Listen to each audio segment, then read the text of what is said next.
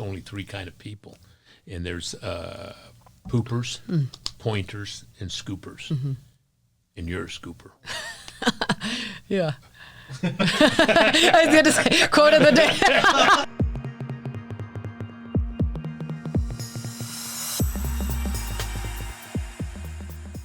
Welcome to Motivational Mondays, conversations with David Ibarra. And today our guest is Council Member Eva Lopez Chavez. Welcome. Thank you for having me, David. Thank you. Well, this is going to be a fun conversation. We've known each other for a long, long time. Now, I know I don't want to be talking about age, but I believe about 18 when I met you? Yes. Or younger? 18.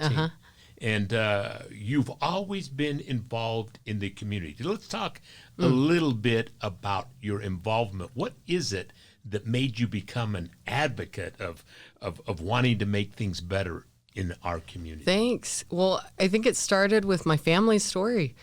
They were immigrants from Mexico, and my mother was undocumented. And in short, I saw a lot of different mistreatment happening and injustice to my family. So as the oldest daughter in an immigrant family, I often had to be the one translating, taking care of my siblings, making sure that we had a path forward, and to make sure that my mother was heard, that she had a voice at the table. That's where my love for justice, for policy work came from. Fast forward, I got the opportunity to serve here in Salt Lake City in different capacities and to find those same communities that needed their voice heard. So for me, it's personal. It still brings it pulls at my heart, the issues that we face as a community together. And I'm just so honored. We're going to jump a little bit to the beginning. So now you're the oldest? Yeah, I am. Great. And how many brothers and sisters, siblings do you have? So 4 total, 3 siblings. Yeah. Wow. Ages from? 28 being the oldest, all the way to 10 years old. Wow, you got quite a spread. Yeah. And you had a pretty active role in your older 2 siblings as far as helping them maneuver their way through school and what have you. Right? I did, yeah. Mom and Dad had to work extra jobs, and I was just telling a friend the other day, you'd wake up at 3 a.m., you have a baby in one arm. I'm going, this isn't my child, but I'm here to make sure that they have the best opportunity, because it is hard when you're doing it alone. And oftentimes in a Latino a family is that many don't understand the role of the oldest child is almost the caretaker of the younger children. Because like you said, it takes 2 to earn a living to survive. Yep, that's right. That's right. So tell me, is it as you got into school, and I believe you were raised in Idaho, right? That's right. So I was born in Salt Lake City, raised in southern Idaho, in Twin Falls exactly. I had a beautiful upbringing in a rural community, but got the opportunity to move out here 10 years ago. When did you start getting active in leadership? Was it in high school, junior high school, or college? When did that occur? I think I really started to push my limits. I was kind of shy growing up, and in high school. You were shy. Yeah, believe it or not, I was shy. I took a theater class, and that teacher was going, all right, kid, come here. I'm going to move you. Okay. You're going to go do this, and you're going to recite this, and you're going to memorize this. And it was that theater teacher, Mr. Haycock, that really pushed me to find my voice. I mean, it was so uncomfortable to be there and just be a stick going, okay, let me read my lines. And I mean, sincerely, it was that freedom of choice where I realized, okay, I have a voice, and I could use it, and I can build off of this, and I can go make the world a little bit better. So when did you start getting involved in issues?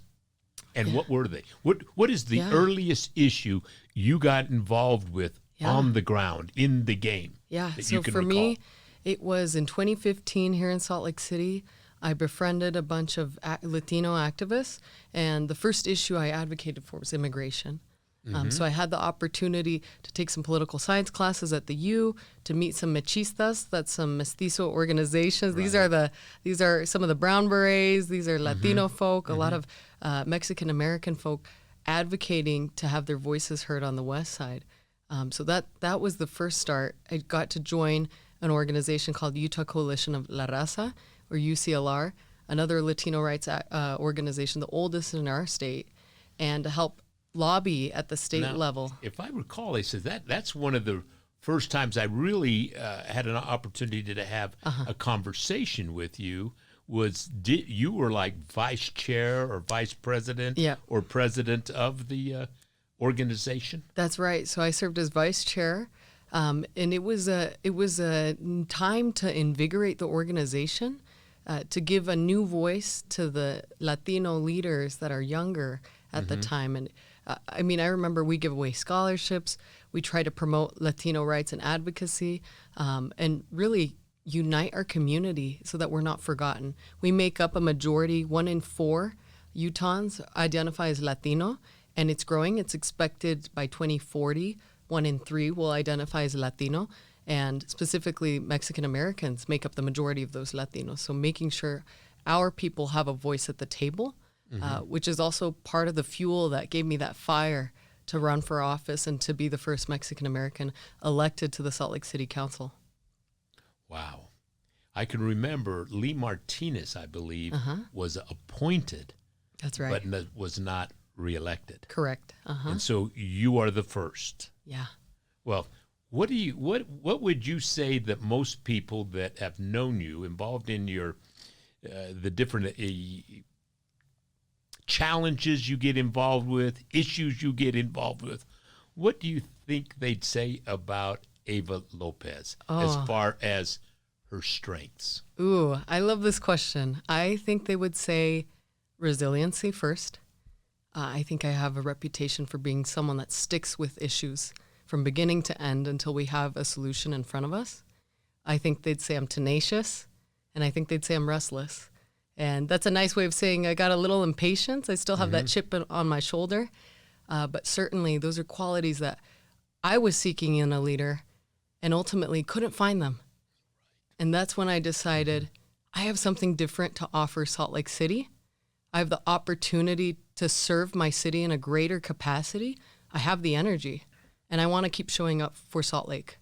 Well, and two is that others would often say to me about you, and I would say about you, is nobody will outwork you.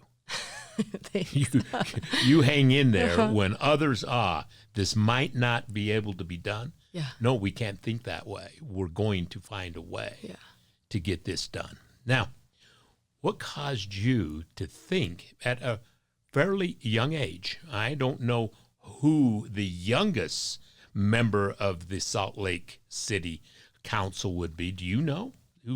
Was there anyone younger than you elected to the City Council of Salt Lake City? I'm not sure. I think I'm neck and neck with, I think Derek Kitchen was around the same age or similar age when he got elected in 2015, I believe it was. But other than that, I think it's Carlton Christensen. Carlton was 31. Wow. Yeah. Is that right? And then he almost never left. Yeah, that's right. He was there forever. And Carlton still serves us today on the UTA board, And so we're what grateful. a great human being he is, for sure. Yeah. So tell me, what caused you to start to think about, I'm going to run for the City Council of Salt Lake City? I mean, I had a few thoughts, but the most memorable day for me is February 18th of 2023. I had this moment where I looked in the mirror. I had been making calls. I had realized, I'm going to recruit somebody. I can't find those qualities in a leader I want. I can't find the ideas or the solutions. I can't find a plan. And I remember calling person after person, no, Eva, I'm not going to do it. No, Eva, I can't do it. Excuse after excuse after excuse. And it hit me. I looked in the mirror and I had this spiritual sensation. I mean, I wept. I realized, holy, this is my turn, and I'm shaking. And I get this gut feeling like, oh, crap. That's fear talking to me, and it's not fear of running. It's fear of winning, fear that I can do this. Holy crap, I can pull this off. And immediately I call my parents. We have a discussion. My mom starts crying. I'm crying. And I realize this is as good as it gets. You've earned your stripes. You have the qualities to pursue this position. You have the knowledge. You have the educational backing. You have the experience. There's nothing going to stop me to deliver these solutions. And I have a plan. Perfect. And I know my community like the back of my palm. So I'm going to show up for this city. And now, you got to know your community. How? What positions did you have prior to deciding I'm going to run for city council? Yeah. You were working at the city, right? That's right. Tell us about the preparation, how long you worked for the city, and what did you find as really rewarding, and what did you find as challenging? So I got to work as one of the community liaisons. These are the people that I call the glue that hold our departments together at the city. They communicate the input from our residents and follow these cases all the way through output to make sure that there's execution and there's quality service to our residents, whether that's trash, sewage, or maybe it's related to PD and enforcement. There's all different types of departments that serve us, that make life a little bit easier for all of us. And my role was there 4 years before I decided to quit to pursue this council position and leadership.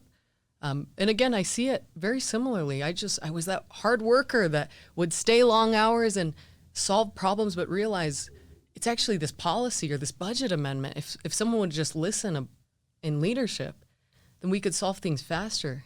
I'm betting within you found a lot of people that didn't quite put in the time that you put in. Yeah, I would say there was a calling to serve.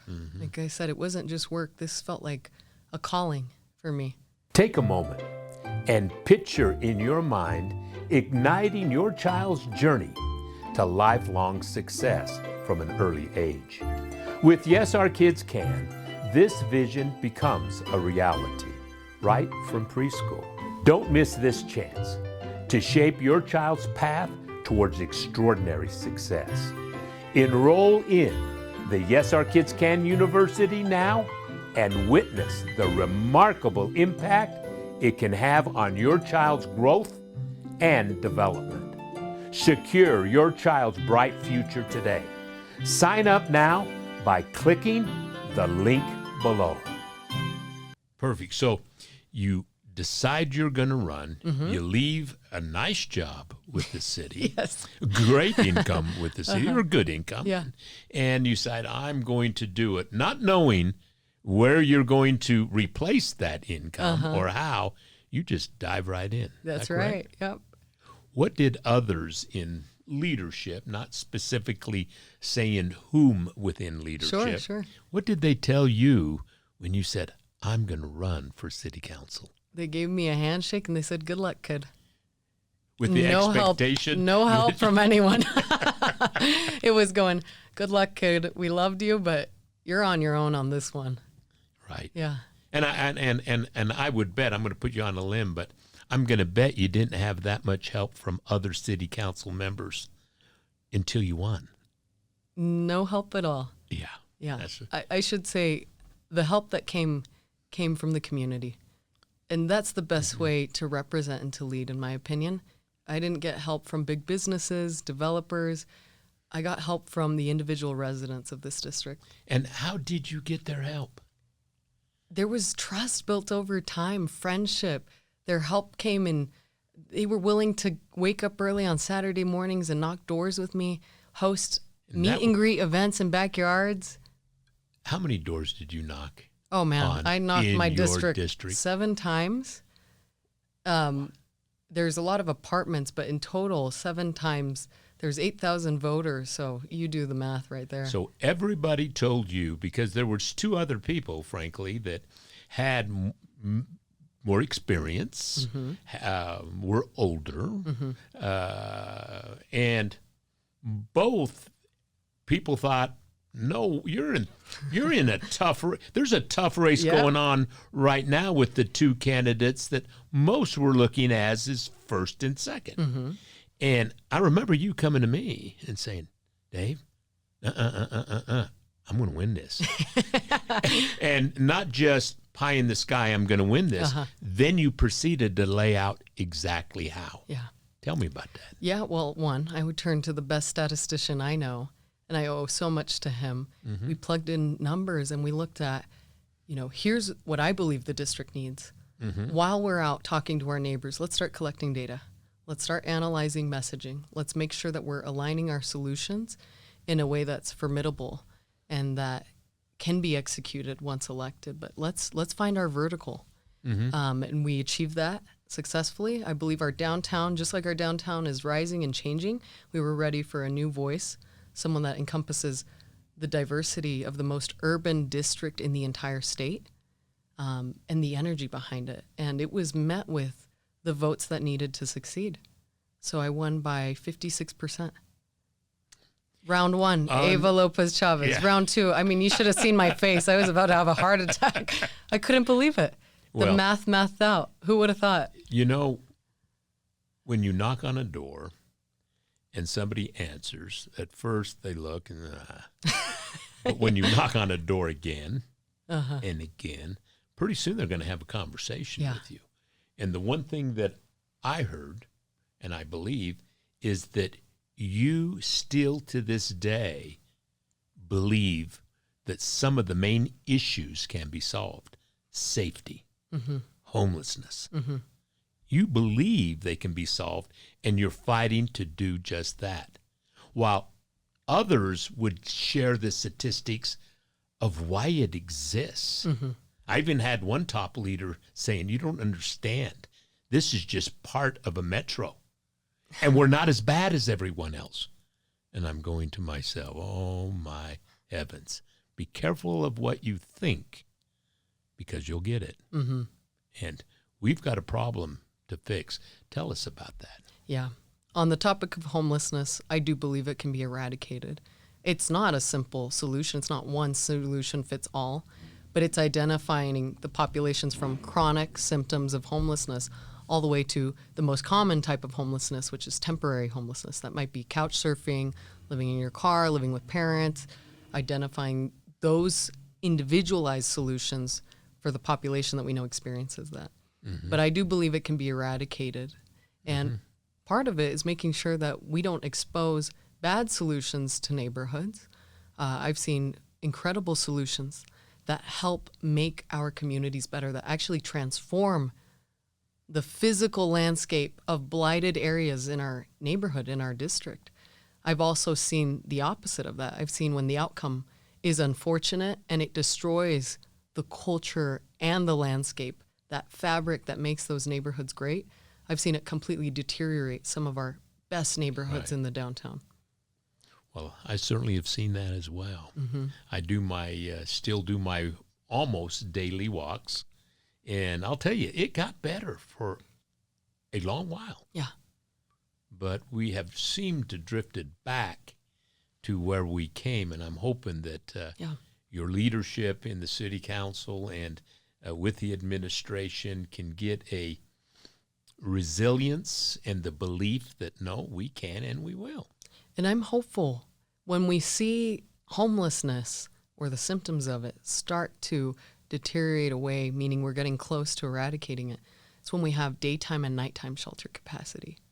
We saw success in 2023 when the council funded for the first time a temporary sanctioned camp.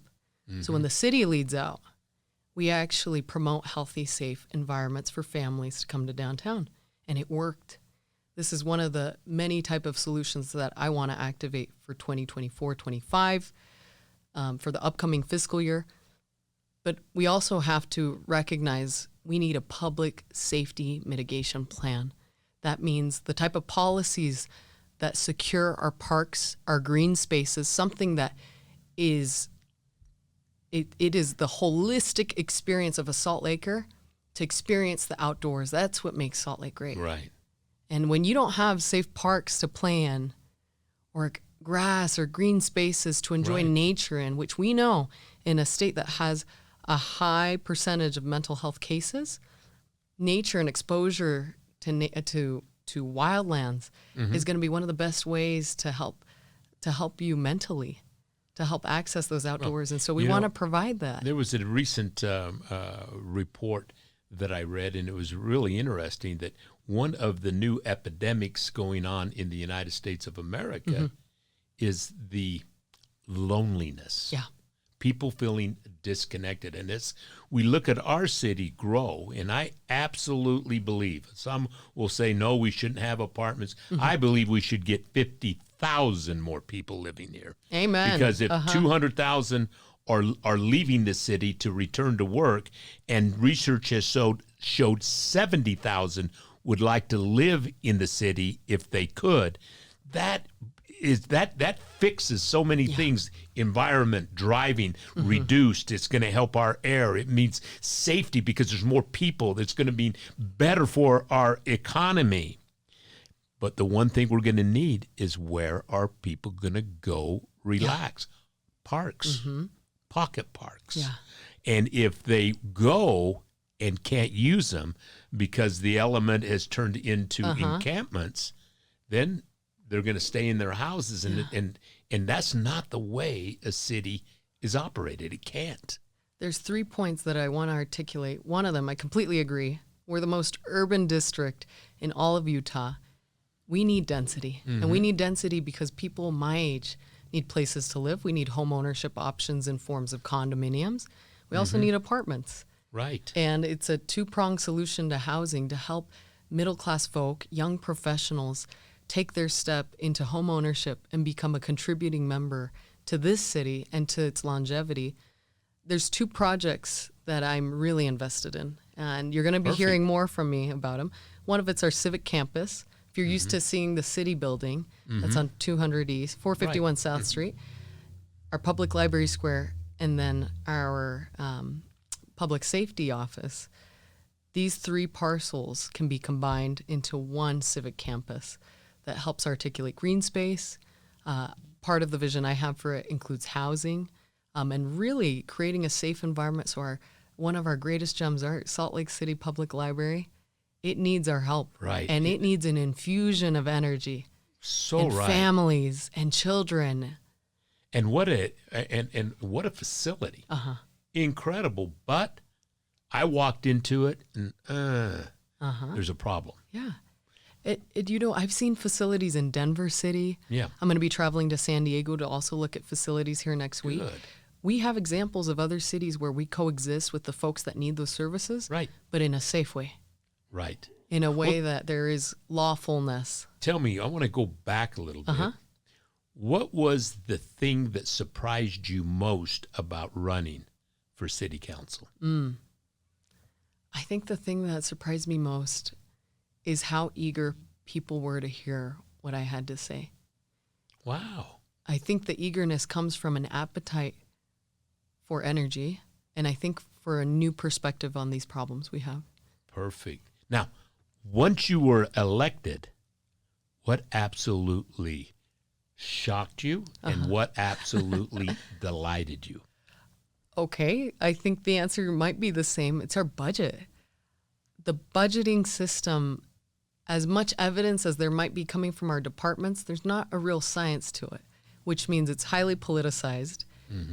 And what delighted me was exactly that, because I could come in and roar and get funded sidewalk funding, art funding, some safety mitigation funding for neighborhoods that had never seen it for 30 plus years, in neighborhoods where people felt like they were being left behind, to finally have their voices heard and to realize, we got a formula, and we've got somebody that's going to carry the ball in City Hall for us now. So at the end of your time at the city council, whenever that time should come, which I hope is a long time from now, what do you want to be remembered for?